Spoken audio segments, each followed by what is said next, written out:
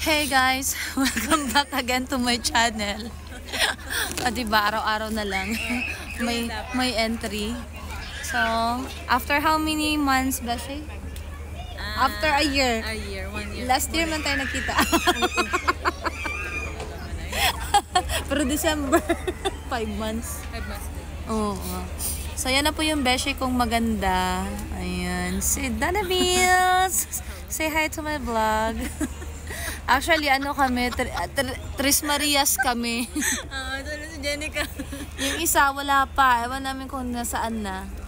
So, ito yung lovey dubs ni Beshi Donna. Say hi to my vlog.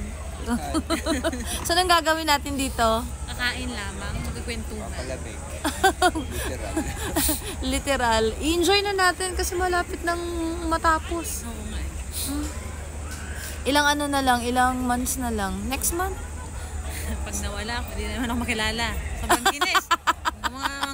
Mga cartoons dyan.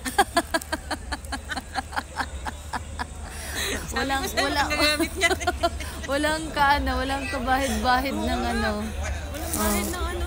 Pakakinis naman talaga. Flawless. Pero makinis naman talaga yung mukha natin. Alam mo. Pinaputi lang dito. Agaray. Ito Turkish? Hindi. Balkan Food Factory.